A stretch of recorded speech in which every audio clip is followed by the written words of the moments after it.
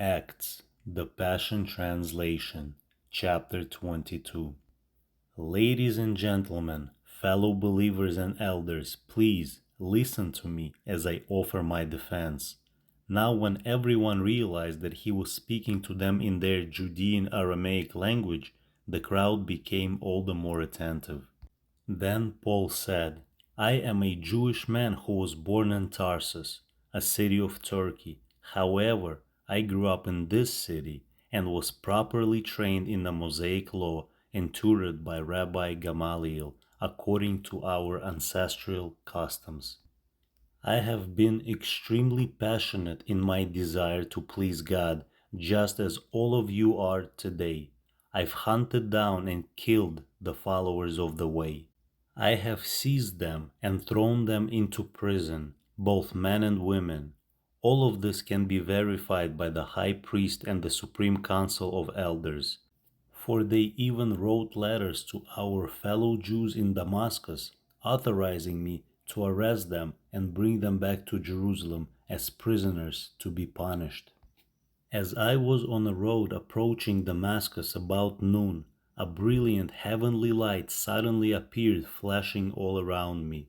As I fell to the ground, I have heard a voice say, Saul, Saul, why are you persecuting me? I answered, Who are you, my Lord?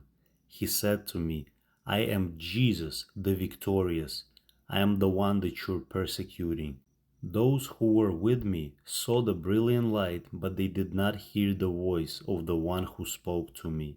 So I asked, Lord, what am I to do? And the Lord said to me, Get up and go into Damascus, and there you will be told about all that you are destined to do. Because of the dazzling glory of the light, I could not see. I was left blind. So they had to lead me by hand the rest of the way into Damascus. A Jewish man living there named Ananias came to see me. He was a godly man who lived according to the law of Moses and was highly esteemed by the Jewish community. He stood beside me and said, Saul, my brother Saul, open your eyes and see again. At that very instant I opened my eyes and I could see. Then he said to me, The God of our ancestors has destined you to know his plan and for you to see the Holy One and hear his voice.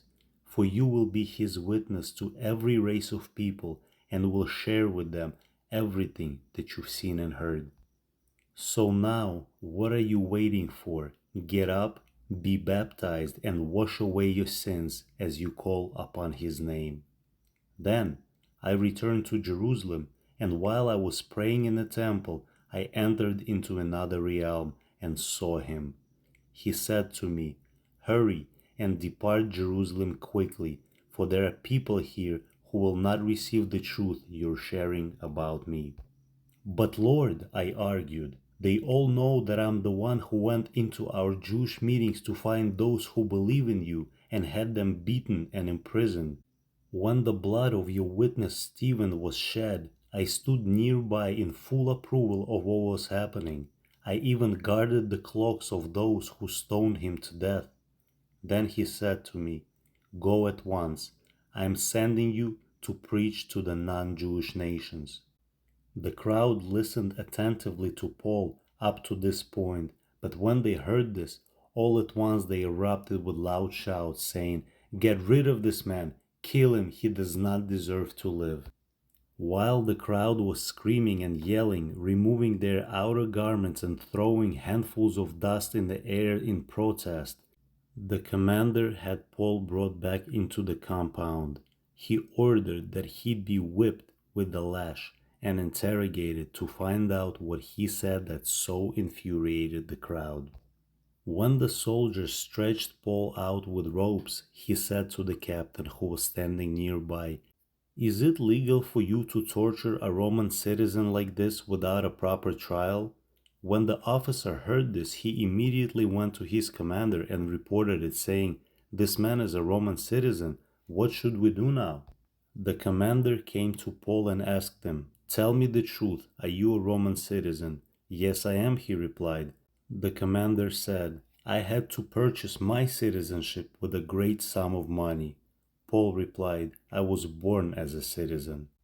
All of the soldiers who were about to whip Paul backed away because they were afraid of the consequences for trying up and holding a Roman citizen against his will. The next day, the commander ordered that the high priest and the Supreme Jewish Council be convened because he wanted to find out exactly why the Jews were accusing Paul. So he had him untied and brought out to stand before them all.